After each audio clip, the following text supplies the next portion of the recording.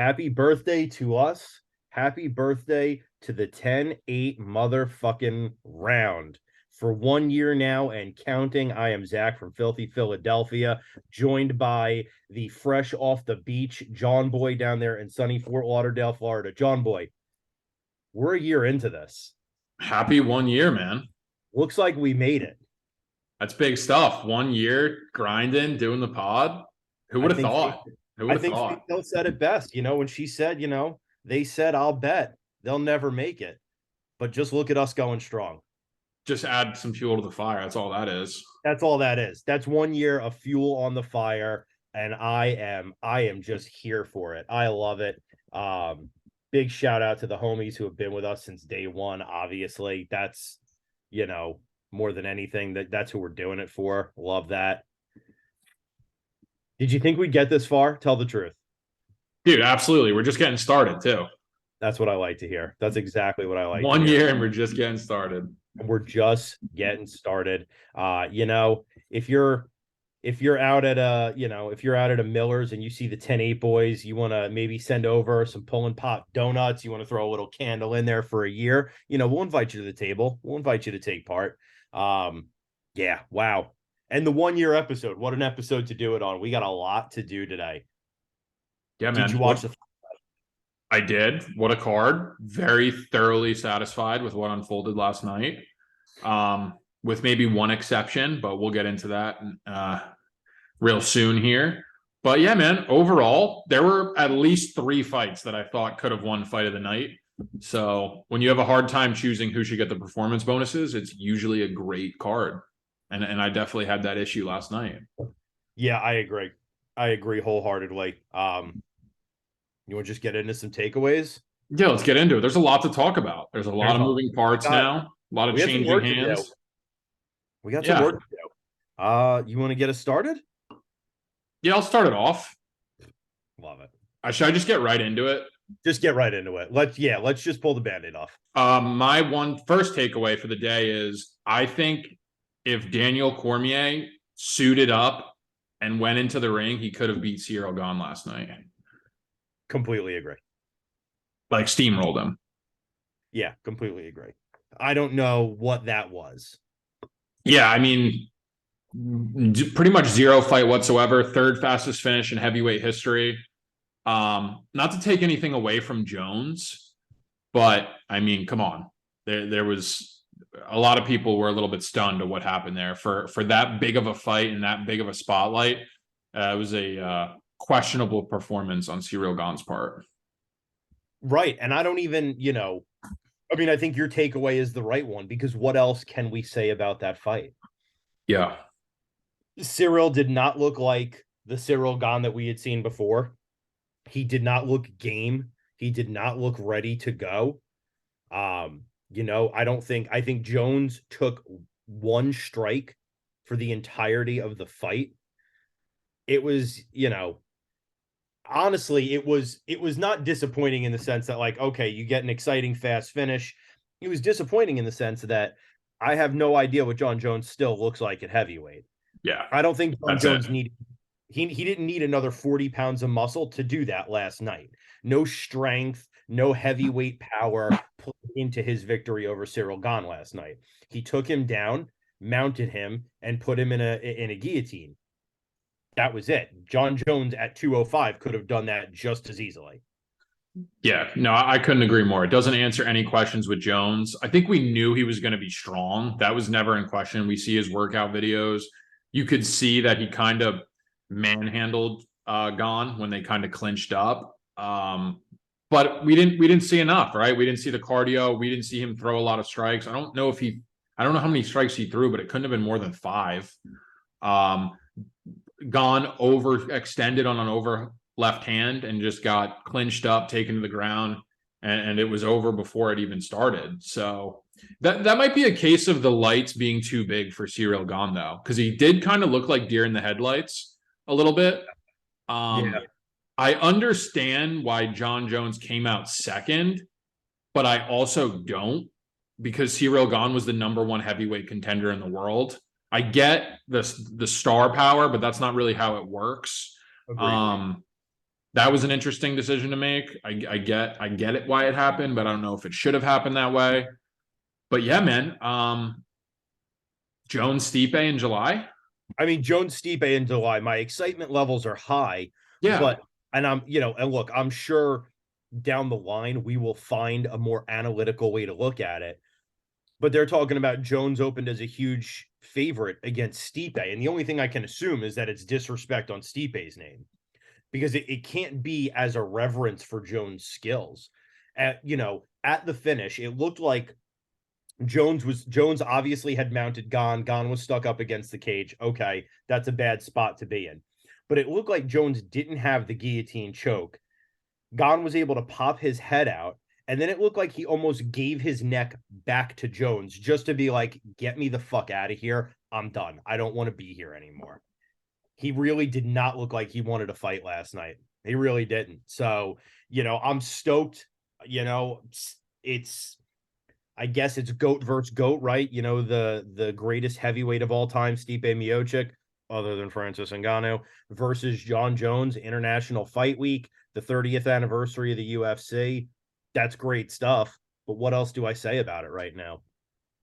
Yeah, no, that's tough, right? It's like we said, we're not trying to take away from John's performance. You just didn't see enough. It'll be like really our first time seeing him at heavyweight with the Stipe fight is what it kind of feels like. Um, That'll be an interesting fight. There's not much you can really say about that. Jones did what Jones does. He's nailed that guillotine before. We saw him do it to Machida on highlight a million times. That's kind of a move that he's gone to in the past. Gon just did not have an answer for the grappling, which we're not overly surprised about either. No.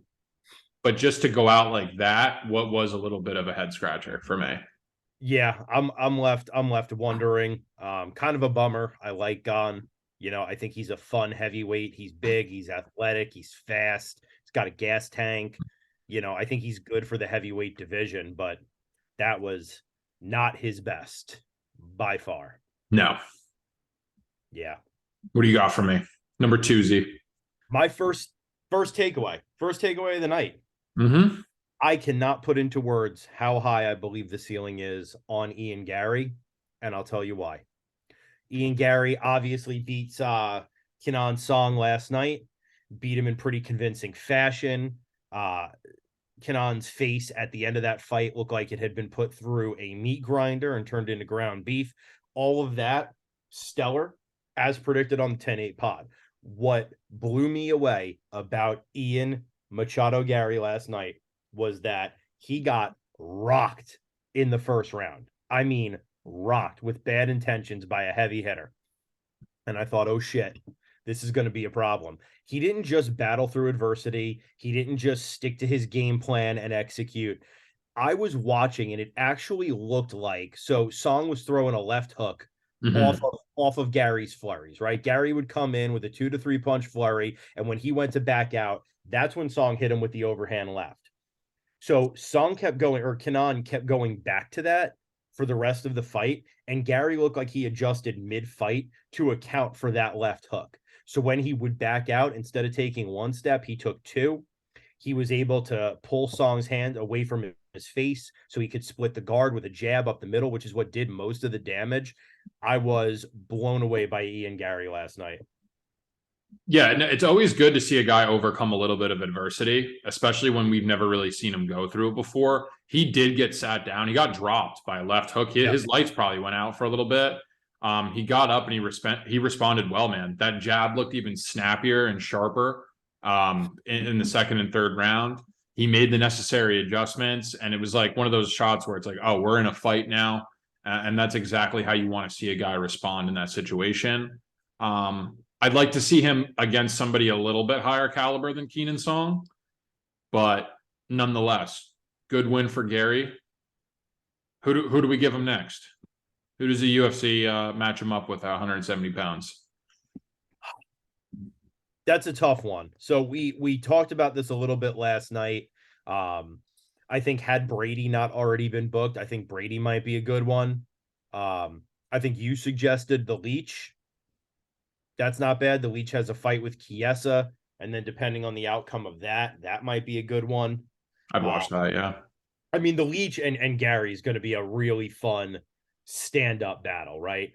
I almost want to see them feed Gary to a grappler just to find out what his metal's really worth. I'd love to see him get in there with a Sean Brady who's gonna, try to wrestle fuck him, try to submit him throughout, and see what he really does with it. So I think there's a lot of exciting options for Gary, though. I think he's a guy with a really high ceiling. Agreed, man. Hell of a performance.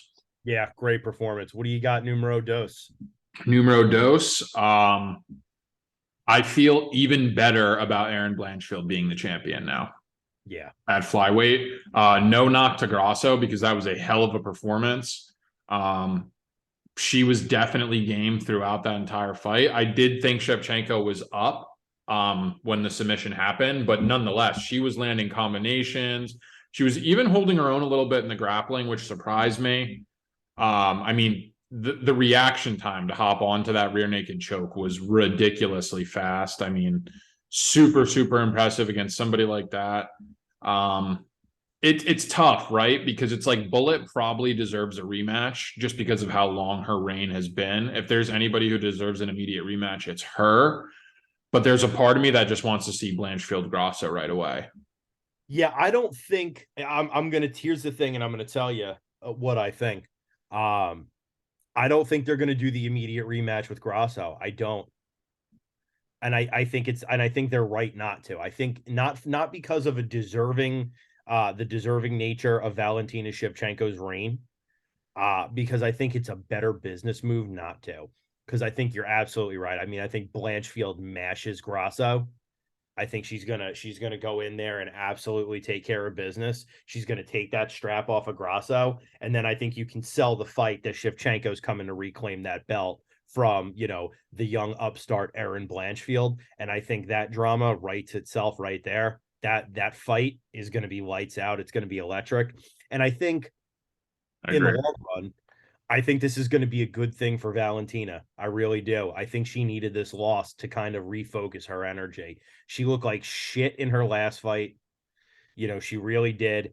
She looked better in this fight, but still, she was getting outpaced and outgamed at times by a girl that I feel like 4 or 5 years ago, she would have like that would have been dinner for Valentina Shevchenko, Oh, right? absolutely. That would have been a light meal. That would have been a snack for the Bullet. Now she's getting outgamed by her and she's getting a neck crank put on her.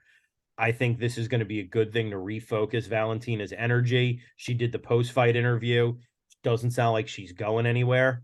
I think let Blanchfield handle Grasso and then let Valentina come in and try to reclaim that throne from Aaron Blanchfield. That's fair. That's how I feel. Yeah, no, the writing's on the wall. I like that, right? It's a big ask for her to beat Grasso. I do think that's going to be a really good fight.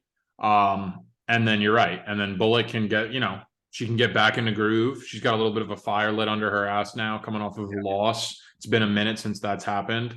And then yeah, they match her up with Blanchfield. It's perfect for the UFC, really. Yeah, that's kind of a win-win. That's kind of a win-win. Um, what else can you say? I mean, I think that's it. All props to Grasso, who I mean, if you were to see our group chat from last night, that was an emotional roller coaster of a fight. I Yeah, it thought was. Grasso came out looking like she was ready to rise to the challenge in round one. I thought Shevchenko took it back in 2 and 3 and really looked like the Valentina we expected. And then in round four, it was a complete fucking melee. What else can you Yeah. say about that one, Yeah, right? man. I mean, that entire card was just honestly amazing. Minus the main event, that was phenomenal. Yeah, minus the main event. You ready for my second? Let's hear it. Real basic. Shavkat Rakhmonov is him. Could not agree more. What else can I say? That was dominant, pillar to post, dominant. Um, one of those moments that you love to see where a guy who is so dominant in one area decides to beat up your favorite fighter in another area, right? Shavkat Rakhmonov, known for the grappling, known for the submissions, decides for 3 rounds to just throw kicks and punches and bunches at Jeff Hands of Steel Neal, work him for most of it. And when Shavkat saw the slightest bit of trouble on the feet, push Neal up against the cage and stand up rear naked choke him. Yeah, no, that was insanely impressive to see a guy beat a guy like Jeff Neal in his area of the game is ultra impressive. That answered so many questions about Shavkat. Durability is there. Dude can take a shot. Dude is absolutely nasty on the ground, and he's beating the best strikers in the world on the feet. Yeah. I honestly think he's favored against anybody in the 170-pound division. I think it was that impressive of a performance. He's 17-0 with a 100% finish rate. I think he supersedes Hamzat Chimaev in hype, based off of that performance last night. I think he beats Usman. I think he beats Edwards, and I think he beats everybody in that division at 170 pounds. Yeah, I think he beats Usman. I think he beats Edwards. Obviously, Shemaev is a big question mark there. We just don't know what he's going to look like at 170. I mean, his not to say we don't know what he's going to look like at 170, but his last fight was, a catch weight with Kevin Holland. It was up a little bit. And we don't know kind of what he's going to do at 170. But yeah, I think right now, today, Shavkat Rakhmonov beats the champion and the next in line challenger. You could give him Covington, maybe. You could give him Colby, and that's a good one. Colby's obviously Colby Covington's tough. Obviously, he's got a pretty good chin on him. Great wrestler. So, but I don't know, man. I feel like Colby might get caught in quicksand there with Rakhmonov real quick. Just what a fucking performance, man. Yeah. What else can you say? I mean, it was beautiful. Fight of the year contender. They got performance of the night. I thought that the Andre Barriol Marquez could have gotten fight of the night. I thought Brunson Duplessis could have got fight of the night. Yeah. Even as sloppy as that was, but goddamn, man. No. Shavkat Rakhmonov is him. Could not agree more with sentiment for that. He is him. What else can I say? What's your last takeaway? I was not thoroughly impressed with Cody Garbrandt. Okay. I thought it was weird that the announcers were praising him so much, saying how good he looked. First round, the wrestling looked good, right? He went to the grappling side more, coming off of 4 KO losses. People were saying Trevin Jones doesn't throw a lot of punches. He doubled the output that Garbrandt threw. He threw 80 strikes. Garbrandt threw, I think, 39. Super boring fight. They were getting booed the entire time. Trevin Jones is 0-3 in the UFC. And they were really, he's definitely going to get cut. And I thought he won that third round. That's a 5-round fight. I don't know if Cody Garbrandt wins that fight. I don't know, man. I think Cody Garbrandt should think about mailing it in, maybe take one more fight and riding off into the sunset. Wasn't thoroughly convinced by that performance last night. Yeah, I think it's probably tough to be, one of the UFC color commentators and to try to sort of, put the spin on it that a fight needs to keep, the casuals and the fans watching at home interested. I thought Cody looked good. I didn't think he looked great. I thought he looked good. I thought the wrestling looked good. His timing for those doubles looked really solid. But it was Trevin Jones, right? I mean, this is Cody Garbrandt, who was, walking the straight line to GOAT status, 4 or 5 years ago. Now, it's a good performance against Trevin Jones, who I think you're right, did take the third round. And we have no idea what would have happened to that chin in round 4 or round 5. But what do you do if you're John Anik, if you're Joe Rogan, if you're DC? What do you say, right? I mean, the talking point on Cody Garbrandt for so long was about how high is his ceiling, and now what's the talking point going to be? Like, oh God, I hope he makes it through this. Oh God, please don't let one of these punches land flush, because I'm worried he's not going to get up with all of his faculties. Yeah, I don't know what you can say about it, but I agree with you. I mean, Cody Garbrandt, only he knows the answer of how good he felt last night.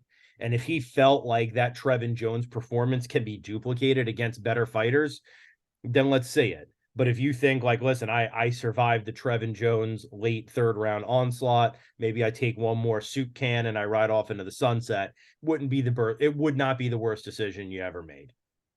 Yeah, I mean, he's talking about like another title run again, where I just don't really see that. Save the durability. You were a world champion type of thing. and go on from there. Yeah. Maybe get yourself a desk job at the UFC. Maybe you open up a gym back in Ohio. I'm sure Ohio would benefit from some nonprofit work right now. It seems like those guys are having a little bit of a rough time. Yeah. We have some fans in Ohio. They say it is pretty rough out there. Maybe you go over there and get a little nonprofit started. Cody's always been really, really well liked for his philanthropic work. Maybe that's what you do. Shout out to our homies in Ohio who do listen to the show. We're thinking of you guys. But yeah, I don't see another title running Cody. I don't think it's there. What you got for me? Takeaway numero 3. Numero 3, I hate to say it, Bo Nickel is still one giant question mark for me in the UFC. Yeah, I couldn't agree more. What else can I mean, there's two things that bothered me about the Bo Nickel fight. And obviously it ended in Bo Nickel fashion and in a Bo Nickel time frame. Okay, great. Two things bother me. Number one, Jamie Pickett did take, I think, not one, but it looked like two pretty clean shots to the old testiculars. It looked like Bo Nickel's knee went right up Main Street and landed right on the cash and prizes of Jamie Pickett. And I read earlier that Pickett's camp is challenging the victory, saying the fight should have been stopped for the illegal blow. Mm-hmm. I don't know that they'll be successful there. But having rewatched the replay, I think they're right. I think he did take two shots right clean in the no-fly zone. But then number two, it looked like before, I don't know if you caught this, it looked like before the submission, it looked like Bo was struggling to lock in that head and arm choke. It looked like Jamie Pickett had rightfully kind of put Bo in a real sticky half guard, and looked like Bo could not step over his guard to lock in that choke and kind of lay down on it. And Jamie Pickett obviously tapped out, in the grand scheme of things, it was a very fast tap. But in the moment there, it looked like Bo had a very long time struggling with the half guard of a guy who, if you can't pass Jamie Pickett's guard in there, I'm worried about what you're going to do as you move up the 185 rankings, right? What's a guy with a legit guard? What's a guy with a tougher jiu-jitsu or wrestling background going to do? What's a guy with better defensive wrestling going to do? So yeah, no, I agree with you. I mean, we didn't see a lot in the striking department either, right? He threw like one kick and ended up on his ass, which was like a weird event that happened. He couldn't lock in a head and arm triangle choke. It looked like he was going to gas himself out at one point, where I was like, does he know how to get this submission? It kind of looked like. Yeah, no, that was weird. Pickett obviously 13-8. It took him 3 fights to win a fight on Dana White's Tuesday Night Contender Series, so the level's not super high yet. Yeah, Bo Nickel's going to have to face somebody a little bit higher quality of competition. I'm interested. His ceiling is super high, right? Probably most credentialed NCAA wrestler of all time to fight in the UFC. So, I mean, the accolades are there. Didn't learn a whole hell of a lot though from that performance. Yeah, what I'm worried about with Bo Nickel here, what concerns me is he's going to fall victim to Paul Craig syndrome or Damian Maia syndrome, where you're kind of a one-trick pony in there. And the problem with that is, and I think, I think the strongest argument for a good base in MMA is wrestling, but you've got to have weapons elsewhere. Because unlike jiu-jitsu, where once it hits the ground, that's where you become the most dangerous. If all you can do is get it to the ground, yeah, what are you going to do when you're in there with a guy whose jiu-jitsu credentials match your wrestling credentials, or even have your wrestling credentials, right? A guy who really knows how to defend a head and arm choke, a guy who knows how to keep you in half guard and do something from it, get up under you, grab a heel, get a knee bar, start hunting for a choke of their own from a half guard, right? Anything like that now starts to concern me. And maybe Bo Nickel's got hands of steel. Maybe Bo Nickel's submission game really is great on the ground, or maybe his ground and pound is that deadly. I just didn't see it last night. So I don't know what to say about Bo Nickel right now, except that they're only going to get better as you move up. Especially at 170 pounds as well. Right? 170 or 185? I thought he was middleweight. Is he middleweight? I think so. I think he's 185. But I think the same logic applies. I mean, even at middleweight too, exactly, right? You're gonna have the Marvin Vittoris of the world, the Robert Whitakers of the world, guys who are gonna be able to kind of, I don't want to say cancel out the wrestling, but negate it to a certain degree. And yeah, we'll see what's next. They're definitely going to give him something better than Jamie Pickett. Give him a grappler though. Give him somebody who's pretty sufficient on the ground, and we'll maybe get some questions answered there. Yeah, yeah, I think we are yet to know what the ceiling is for Bo Nickel. Obviously, you'd assume it's high, three-time national champion, but I just don't know how high yet. So I am not ready to go all in on Bo yet. Yeah, you're right. He is middleweight because he was calling out Shemaev, but Shemaev was fighting at 70. That makes sense. It's a Well, lot to Shemaev, watch. yeah, Shemaev keeps talking about, oh, I can make 170. Oh, I'm going to 185. I mean, he is just the veritable heel. So I'd love to see him fight Hamzat Shemaev. I think that'd be a lot of fun, but I don't know if that's the real answer. Well, we're gonna find out. One way or the other, we're gonna find out. So we think we have an idea of maybe who fights Shavkat next. Who do you think Bo gets next? At 185 pounds, Who's like next in line for Bo Nickel? an Alessio de Chichiro, like something like that. Yeah, maybe. Maybe. Probably if he's still on the roster. Yeah. Um, Anybody come to mind for you? Well, no, here's the other problem though, as I think about this one, the problem is unless Bo Nickel is fighting somebody who is a truly credentialed MMA fighter, he's going to be able to fall back on that wrestling. So I don't know if we're going to get an answer on Bo Nickel until he's fighting somebody with a number next to their name.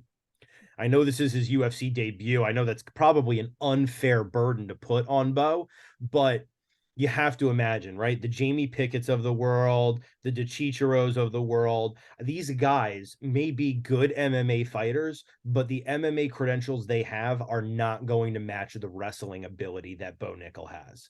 Yeah. So I think it's going to have to be somebody with a number. If not the next fight, the fight after. You're going to have to put Bo in the easy pass lane because I think that's the only way we're going to get these questions answered.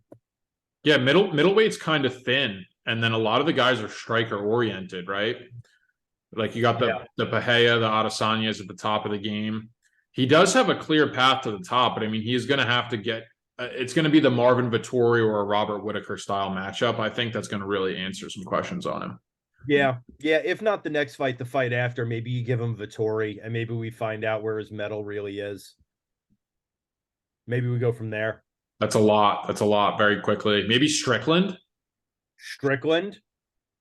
Yeah, I would watch the shit out of that. yeah, I would watch it only because I got to know how Sean Strickland's going to handle that. Bo is not really a controversial dude. Strickland's starting to become a big draw.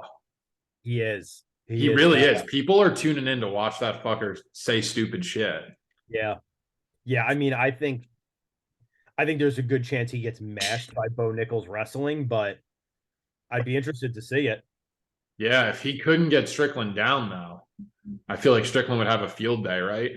And that Somebody who else we just saw, right? A Brendan Allen, an Andre Muniz, guys who have high credentialed BJJ games would be an interesting counter to that.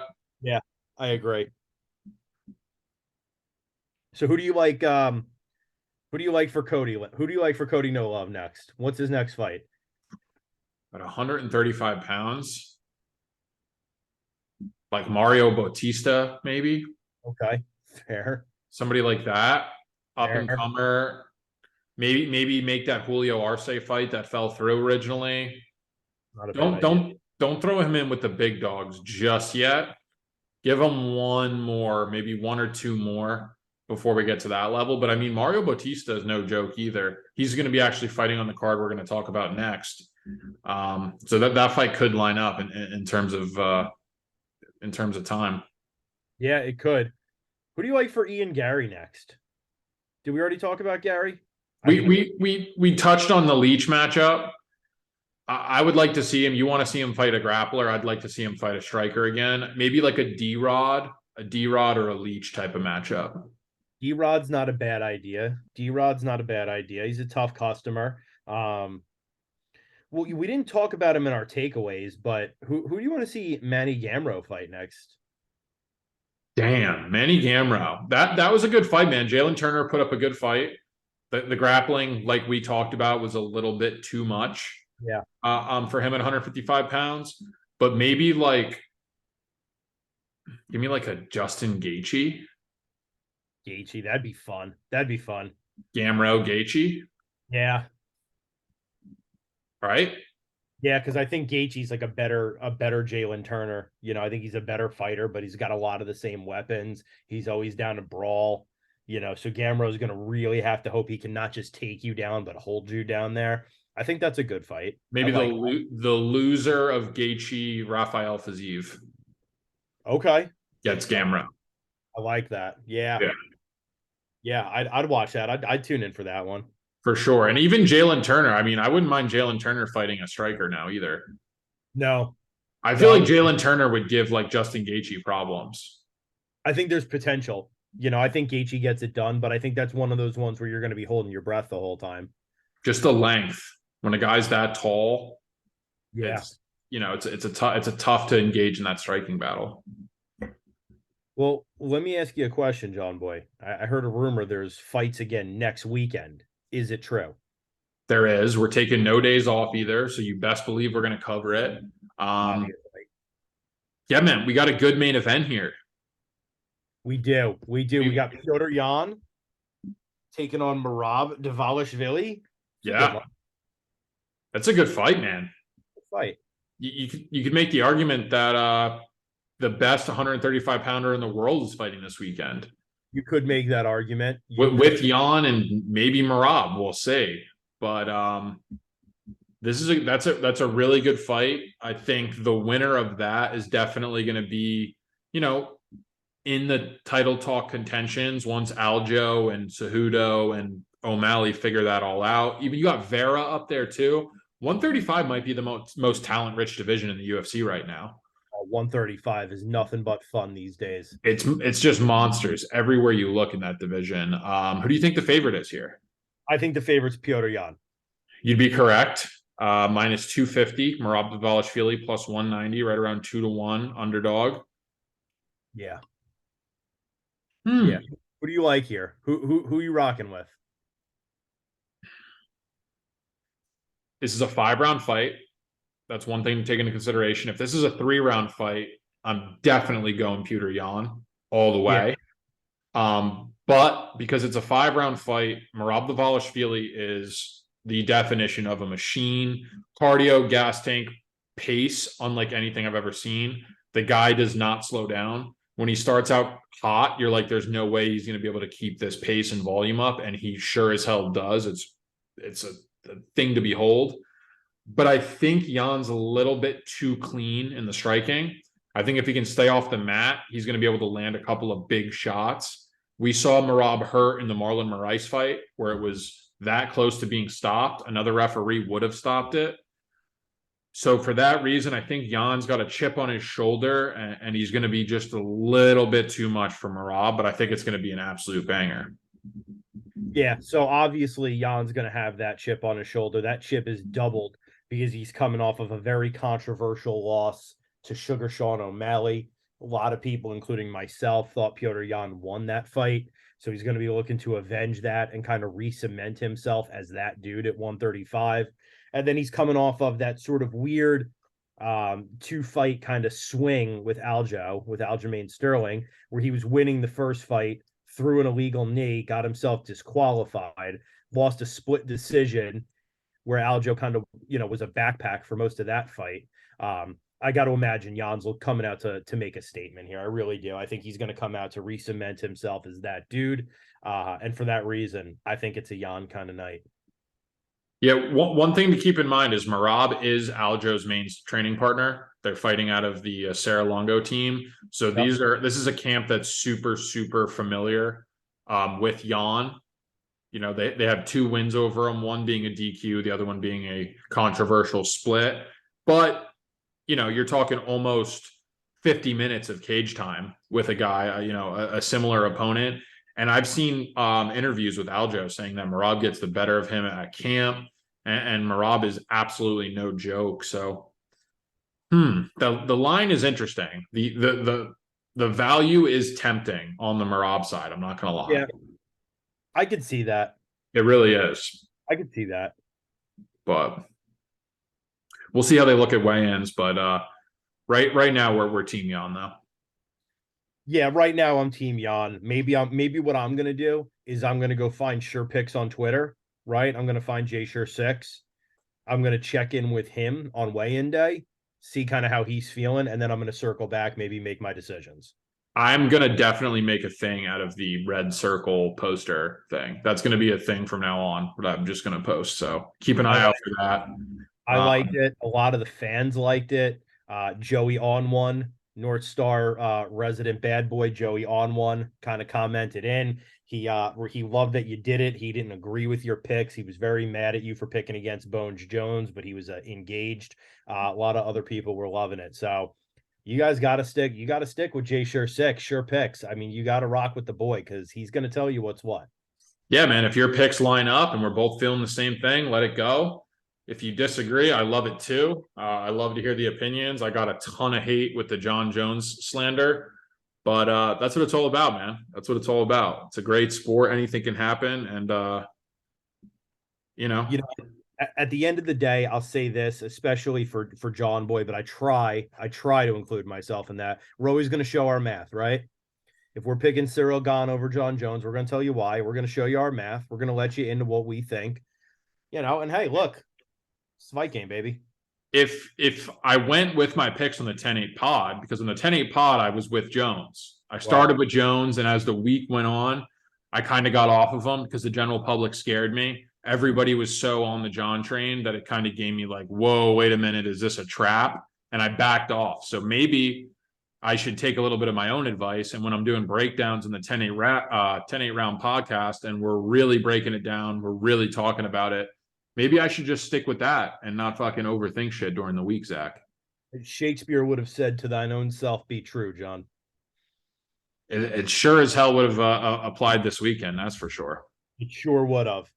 It sure would have. Our co-main, Alexander Volkov, Alexander Romanov. All right. Okay. Okay. Decent little scrap there. Who do you think the favorite is here?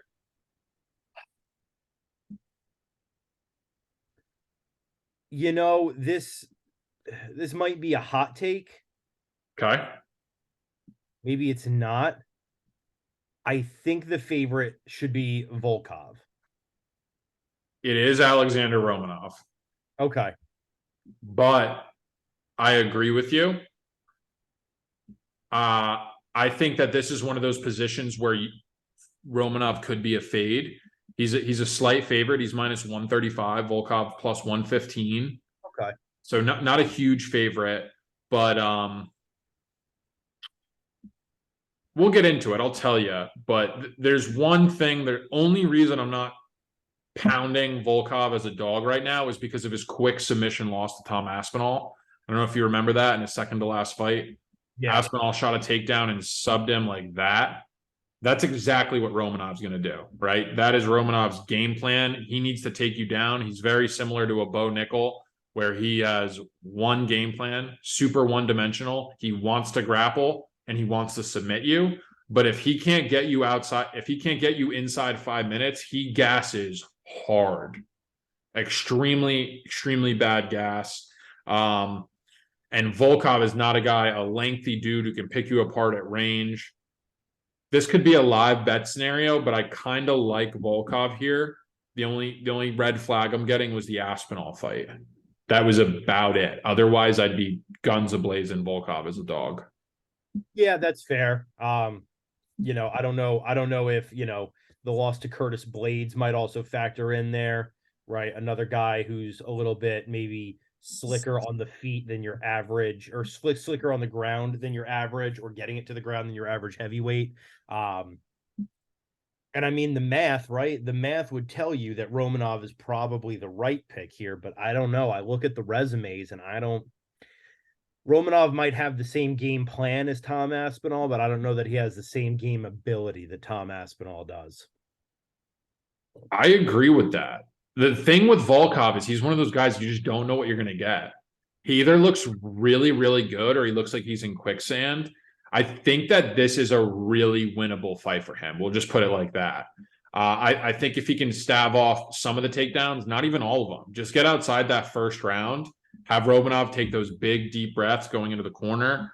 We've seen him fade in a lot of fights. The Juan Esposito fight, going back not too long ago, ended up being a draw because of like a nut shot. Romanov absolutely gassed. So it's one of those fights, man. Volkov went all 5 rounds with Curtis Blades as well. And Curtis Blades has a tremendous gas tank. He started to die out in that 5th round, Blades, and Volkov started to come on. If it was 5 rounds, I would sway toward Volkov even more, but I still think he can get this done, man. Like a 3rd round TKO. Yeah. I could really see that. Even a second or 3rd round TKO from Volkov feels like it's in the cards. So I'm going to side with the dog here, the tall Russian. A TKO via exhaustion, perhaps in the 3rd round. Exactly that. The heavyweight Achilles heel. Yeah, I like Volkov here. I like Volkov's resume a lot more as well. He's definitely a hit or miss kind of guy, but it looks like when he misses, he really only misses to like very legit dudes or guys who, caught him on a bad night. It's Curtis Blades, it's Tom Aspinall, it's Derek Lewis, it's Cyril Gahn, but you look at, he just beat Jairzinho Rosenstruck last year, beat Marcin Tybura, beat Alistair Overeem, Walt Harris, Greg Hardy, Fabricio Verdum, Stefan Struve. We're going back 6 years now, but he's got legit wins, and his only losses are to legit heavyweights. So I like Volkov here. I really do too, actually. The more we're talking about it, I can see some steep kicks to the abdomen, really slowing down Romanov. Volkov is a big heavyweight. Super tall guy. He might be the tallest guy in the UFC right now. He's going to be somebody who's hard to take down with a wide base. Yeah, man. Volkov all day, actually, at plus 115. Do it. I'm going to hit that number. Next up, we got the rebooking from 2 weeks ago. Everybody's illness issues have been taken care of. Nikita Krylov and Ryan Spann are going to do the damn thing. Maybe, yeah. Maybe. Theoretically, possibly. I like this better as a main card than I do as a main event. Yeah, without a doubt. I'm not super fired up about it just because it got canceled last week and it gave a bunch of zeros on some DraftKings lineups. Yeah. So I'm like, I could really care less about this fight. It's a good fight. Do you remember who the favorite was from last time? I don't know that we actually had a pod the last time this fight was scheduled. I think it might have been an off week for us because that card was kind of lackluster. I think we decided to take a little pause for the cause. I think Nikita Krylov should be the favorite. He is. Okay. Minus 150 territory. It's been in like the plus 120, plus 130 territory. I think that's lined appropriately. Yeah. I think Krylov has the better gas tank and more tools. I think he is the rightful favorite here, and I'm going to stick with Nikita Krylov to get it done over Superman Spann. Yeah, I think it's Krylov here. I think that's the right call. Yeah. Not much else to say about that one. Spann's good, right? He's coming off the jab knockout over Reyes. I just think Krylov is the more durable guy, and I just think the gas tank's going to prevail in a fight like this. We've seen Spann gas before as well. Yeah. Krylov doesn't stop. No, exactly. He does not stop. He will go for the full 15 minutes. So yeah, I like him here. Agreed. Who else we got on here? Well, right on the heels of that, we got Said Nurmagomedov taking on Jonathan Martinez. This line surprises me.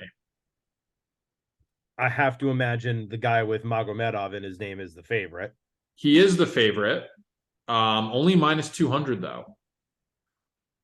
I feel like he should be a bigger favorite against Jonathan Martinez. Yeah, that's a little light, actually. I'm not. A lot of people think Jonathan Martinez is a high ceiling. I don't really see it. Interesting. That's kind of catching me off guard here. Minus 200 seems a bit low for Said Nurmagomedov. His last name's Nurmagomedov. There's really not much else I have to say.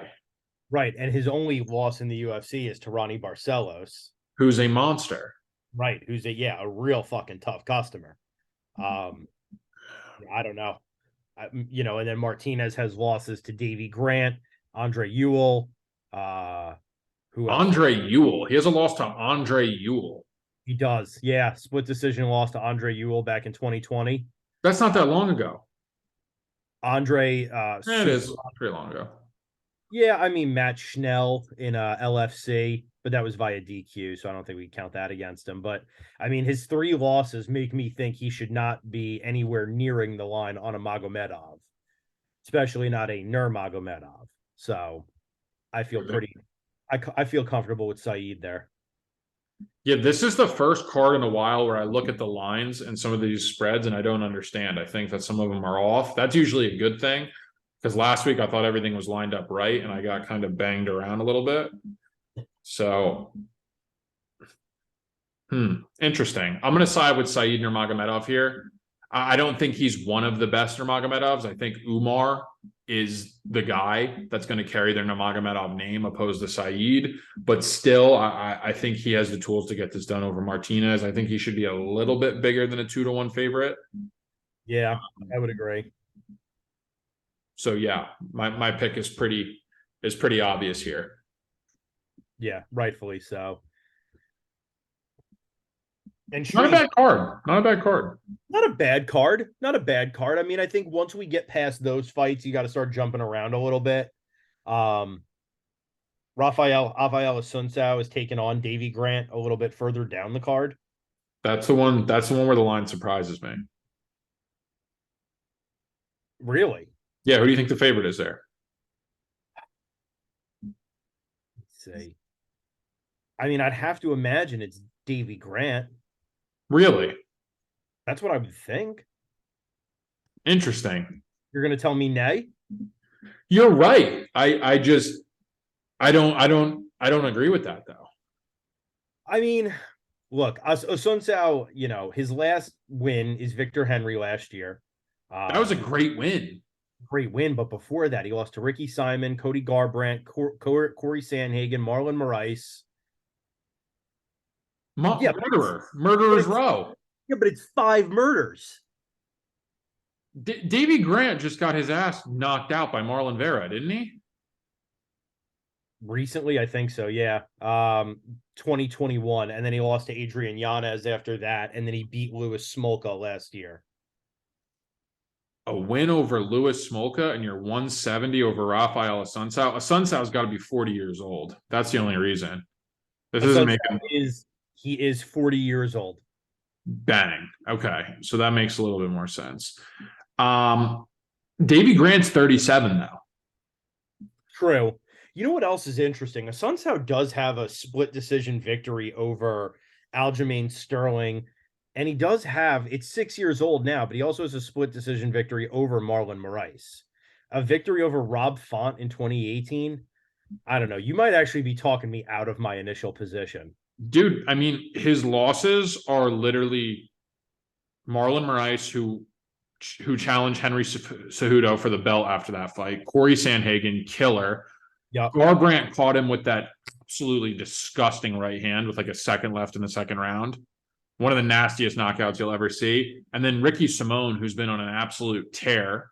Yeah. Victor Henry had a massive win over Ronnie Barcelos. Victor Henry on his UFC debut, and then comes in as a huge favorite and loses to Rafael Asuncao.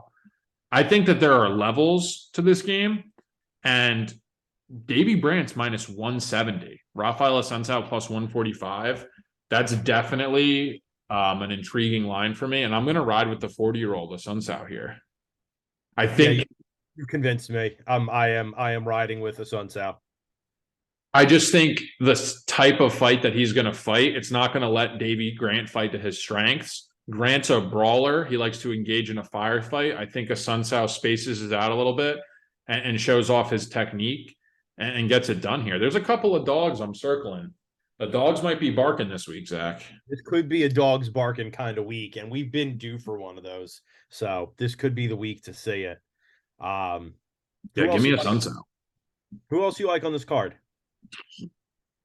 Let's see who else we got on here. We got Ricardo Ramos.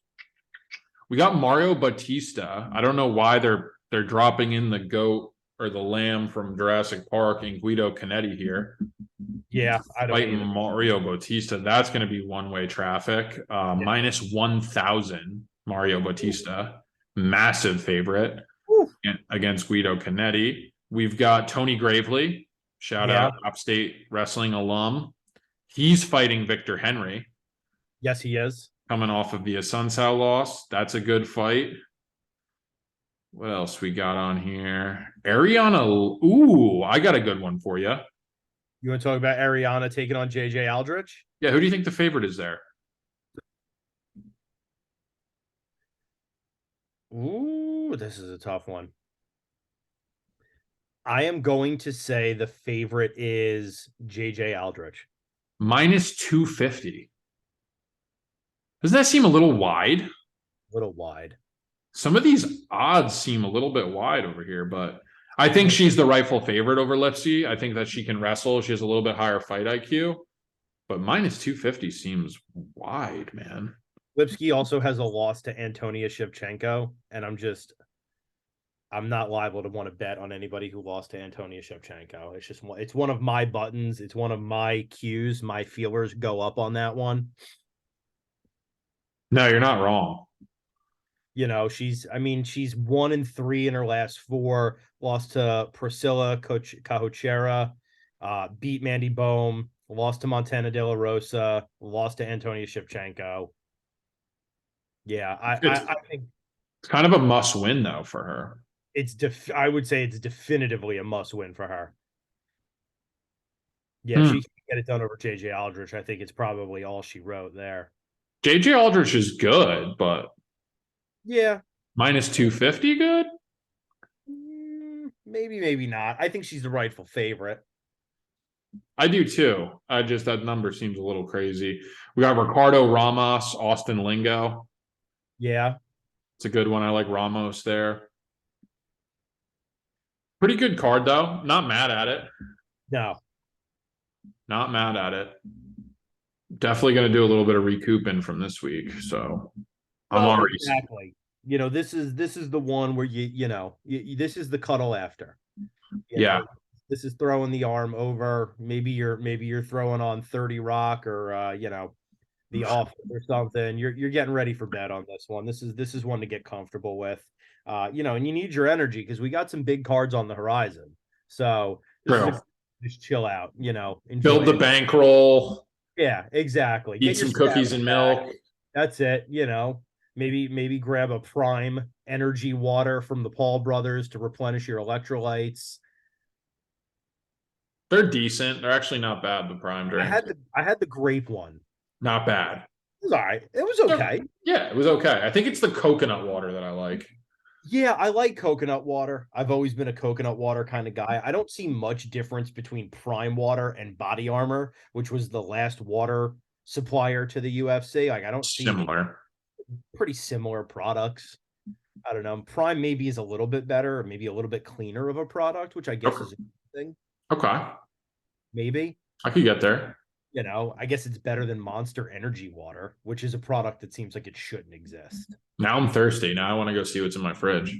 I mean, thank God I come ready with a kill clip. Thank God. What else we got? We got some news. We do. The only other thing on that card that I thought was interesting, you got Sadiq the Reaper Dumas making his UFC debut against Josh Fremd. Yeah. So keep going. Are you going to the fridge mid show? Yeah, I'm absolutely going to the fridge.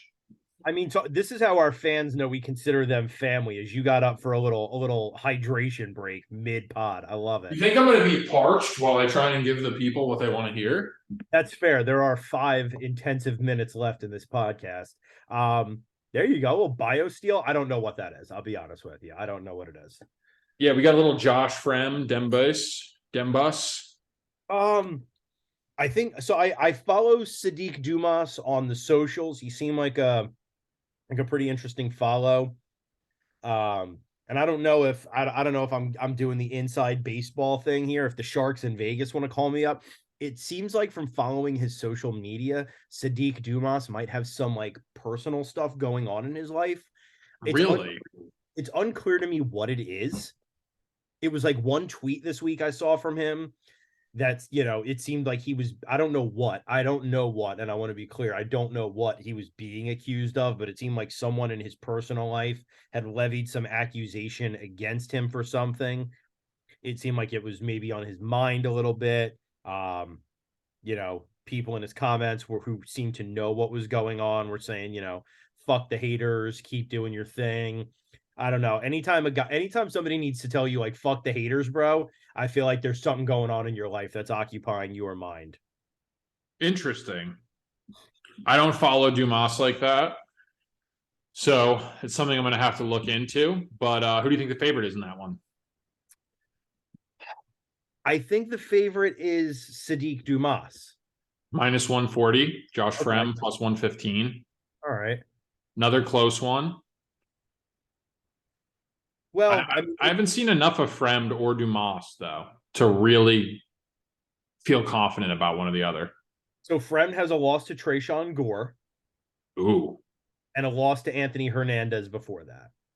Yeah, I'm probably going to spam bet Dumas then, just for the loss of Trayshawn Gore. Yeah, and this was the one where Trayshawn got that like muscled guillotine where it looked like a true like spastic submission. Where it looked like Trayshawn Gore's muscle mass is what kind of got the submission done over Josh Fremd.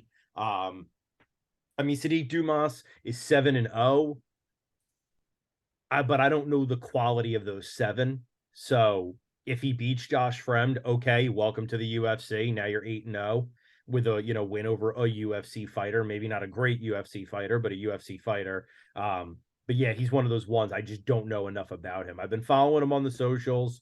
Seems like an interesting guy. Seems like a nice guy. I think he's overcome a lot in his life. He made it to Jesus the Christ, what is this guy posting on social, Zach?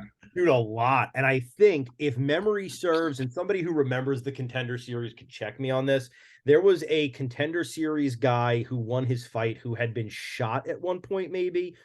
And I think that might be Sadiq Dumas. Really? I think that might be him. I'm not sure. Look, dude, I watch the Contender Series as much as I can, and I watch it as best as I can. But it's hard, dude. It's hard to really invest that much of yourself in this.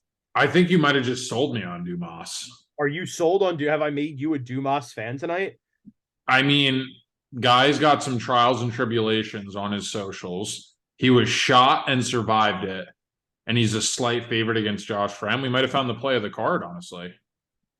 Okay, so this is what it was. It was his brother Serge Dumas who was shot and killed down in Oh, Jesus Christ. down in Florida. Yeah. I knew he had a brother. Did his brother fight as well? I think his brother was a fighter. I think that might be what I'm remembering here. Yeah, that sounds vaguely familiar. He might have fought in Bellator or something like that. Both very similar styles, KO guys, kind of. And apparently Sadiq Dumas is known as Florida's most notorious street fighter. Oh, definitely. Say less. That's kind of fun. I could kind of get behind this. Oh, I don't need to hear any more. Yeah. That's a fight to see now. We glossed over that. I How could know. we have glossed over Florida's most notorious street fighter? He is a protege of Florida-based street fighting legend Jorge Masvidal. I was just gonna say, was that self-proclaimed over Masvidal? So it looks like he's a protege of Masvidal, which is fun. Okay. Yeah. Interesting. Yeah. I'm kind of remembering why I was getting behind Dumas, why I went and followed him on the socials. It looks like he's had kind of an interesting story. He's definitely lived a life. Yeah, I'm kind of in on Dumas. Let's go. Yeah, I like that. This is becoming a fight to watch for me now. Yeah, kind of interesting. I hope he is as legit as we think he is. or at least as he sounds like he might be. Yeah, let's do it. Let's do it. The Reaper, Sadiq the Reaper Dumas. Let's say it. Okay. Let's say it. Yeah, out of Pensacola, Florida. Ooh. Panhandle guy. Don't fuck with those panhandle guys. Florida, it ain't all fucking beaches and blowjobs down there in Florida. Florida's got some spots. You better fucking show up correctly. There are some spots in Florida. I've spent, as you know, you're a Florida guy. Our legal department hails from Florida. There are some spots in Florida. You better show up minding your fucking manners, man, because it's rough down there. Ooh, it ain't all fucking Miami. You know what I'm saying? Woo! I, God damn. That's all I'm saying. That's all I'm saying. There are some spots in Florida that produce some tough dudes. Obviously, the legend of Kimbo Slice will loom forever as Of being, course. one of if nothing else, one of the most fun things to happen to the sport of mixed martial arts, right? Is that somebody figured out that there was this fighting ring going on down in Liberty City in Miami, and that this dude Kimbo Slice would beat the fuck out of your whole family in the backyard. And it unlocked. I mean, that's why we have Jorge Masvidal. It seems like that's why we've got Sadiq Dumas. So let's see it. Let's see what's up. I'm ready for it. I did not think we were going to spend that much time on that fight, but fuck yeah. Here we are. That's what you get when I get stuck in a social media wormhole on a Tuesday night when I decide to watch the Contender Series. We get fun pieces of information. There we go. Let's go. You want to get to our news for the week? Yeah, let's get into some news. Let's get into something a little bit more ratchet than we were just talking about. Bare knuckle, perhaps? You want to start bare knuckle? Why not? Let's start bare knuckle. Couple interesting fights on bare knuckle that I'm not going to pay for. I'm absolutely not going to pay for it. But if it's at the Hard Rock, I might go. Shit. Right? Luke Rockhold, Mike Perry. What? This is the best chance that Platinum Mike Perry has of beating Luke Rockhold in a fight, in my opinion. Chad Mendez, Eddie Alvarez? The Underground King, Philadelphia legend, Eddie Alvarez. Bare Knuckles putting together some cards, man. They are, and it kind of just like it makes me so fucking sad.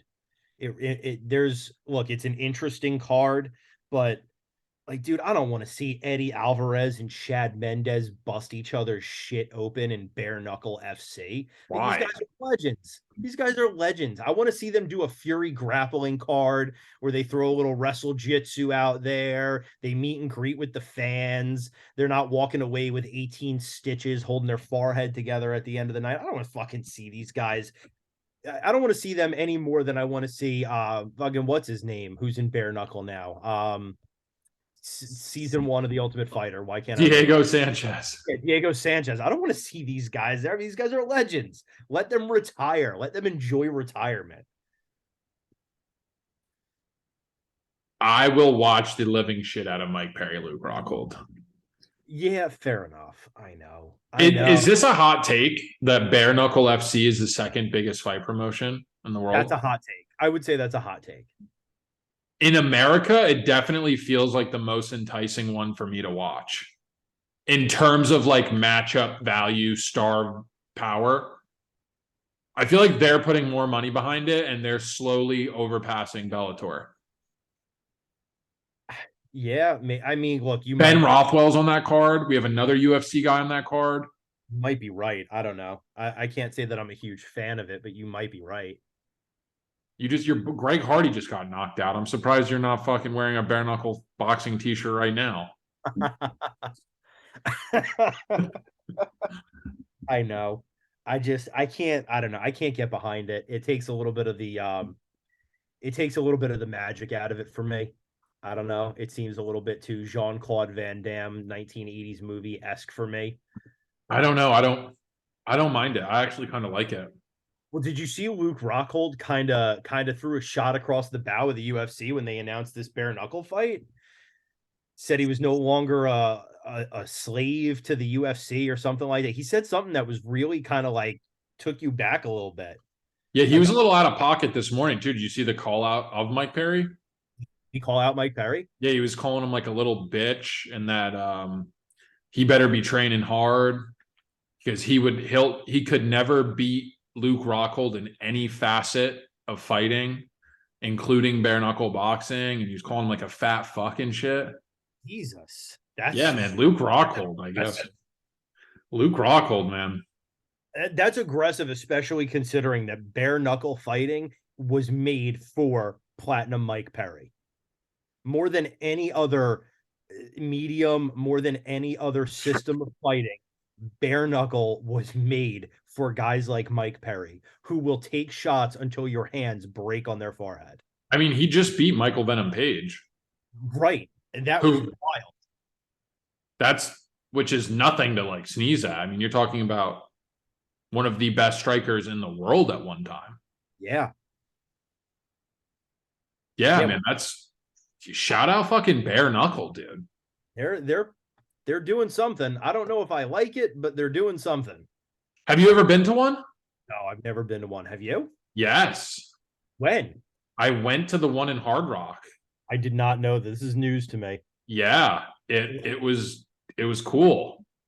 I don't know that it changes how I feel about the podcast, but I do look at you in maybe a slightly different light at this point. I don't know. Yeah, no, I mean that's fair. You're not wrong to do that, but it was interesting.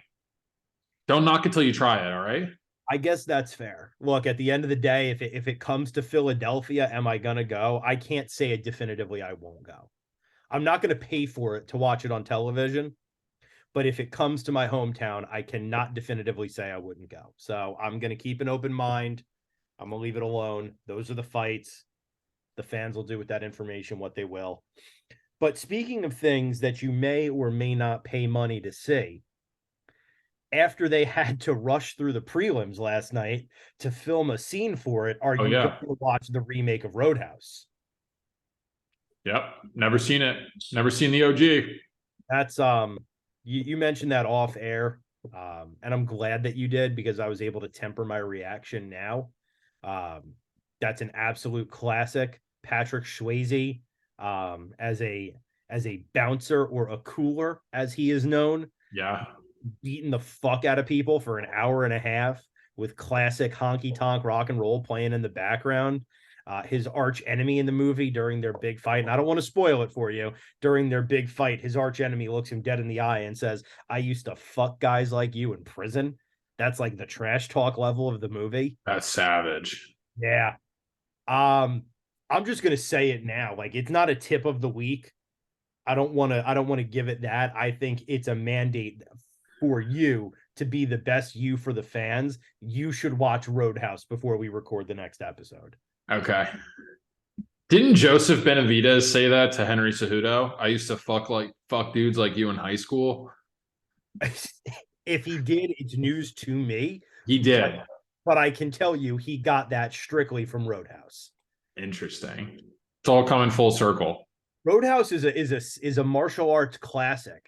Back in the golden age of the karate flick, the 1980s, this was a hitter. This is worth the watch. I'm definitely going to watch this one. I'm going to watch this one. It seems like Jake Gyllenhaal is playing the Patrick Swayze character named Dalton. Seems like he's a UFC fighter, so they're adapting Roadhouse for the time because the UFC obviously didn't exist when the last Roadhouse came out. Seems interesting. I don't know. I'm going to watch it for sure because I love the original. Yeah, I'll give it a watch. McGregor's in it. McGregor's in it, for better or worse. McGregor is in it. Did you see Dana White was trying to hype up this season of Tough? And he said, he said that they asked him if there was any drama. He said it started out really great, and then it was beyond the point where he could control it anymore. So he's hyping it up. Hyping it up, and I don't believe him. I don't know. McGregor does get like that. But Chandler really doesn't. I feel like you could push Chandler, though. Chandler comes off to me as one of those guys that you could get under his skin a little bit. I don't know, man. I just don't see that from Michael Chandler. I really don't. Oh, no, dude. It's written all over Chandler. I don't know. I see it a little bit differently. I mean, look, Chandler's definitely that dude where if you pushed him, he'd be like, great, let's meet in the parking lot. But he doesn't seem like that dude to have like the drama effect. I don't Sassy, know, man. I think you could get a reaction out of him. I guess we're gonna find out. We're gonna find out how serious Dana White is when he says he had to separate these guys and he couldn't control them. And I don't know. I don't see that from Mike Chandler, but maybe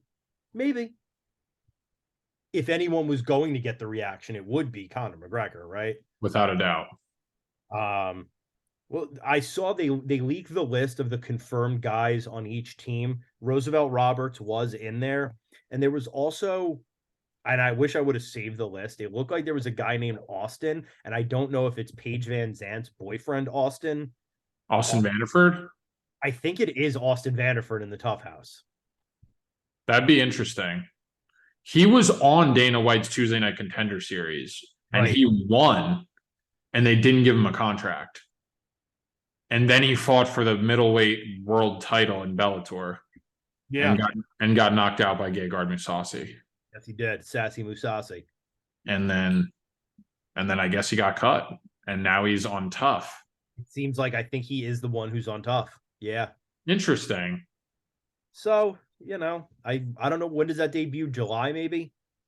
Looking forward to it though. Yeah. Yeah. Darren Till got removed from the roster. I saw that. Darren Till, and then he dropped a little tweet with the boxing emoji and payday emoji. So it looks like he's going to probably take part in one of those influencer boxing thriller events. Yeah. Which doesn't surprise me. Go get the bag, Taryn. That's not a bad idea, I don't think. Got to do what you got to do, right? Yep. Got to eat. Got to do what you got to do. Any other news you want to talk about for this week? I got nothing left. I guess I'm going to do my tip of the week. And I'm only doing this tip this week because if any of our fans ever do end up on the Joe Rogan podcast, I don't want Joe to be able to say on a live broadcast that our fans don't know the history of the sport. He threw a little shade at Sugar Sean O'Malley for I heard that. not knowing the history, right? Not knowing some of the guys who came before, whose backs this is built on. And he said he didn't know who Ensign Inoue was, or Ensign Eno rather. So I am going to recommend my favorite Ensign Eno, which was UFC 13, where he fought Royce Alger. That was in 1997. It was in the early days of the UFC, before Zuffa, before Dana White. And he is a legend of mixed martial arts. He's still around now. He thanked Joe Rogan for the shout out last night. He's still, I think, a pretty big deal in the MMA community in Japan, originally from Hawaii. So he is a titan. He is, one of the grandfathers of the sport. So that's my tip of the week is go watch Ensign Eno, watch him in the UFC. He only had one UFC fight. It was UFC 13. He also had a bunch of Pride fights, so worth checking him out on Pride. He fought some big names on Pride, Big Nog, Keith Herring. So that's my Mark Carr. He fought Mark Carr on Pride. So that's my tip of the week. Anything else? Yeah. I like it. I guess if there's nothing else, call your mother. Tell her you love her, because we out. Peace.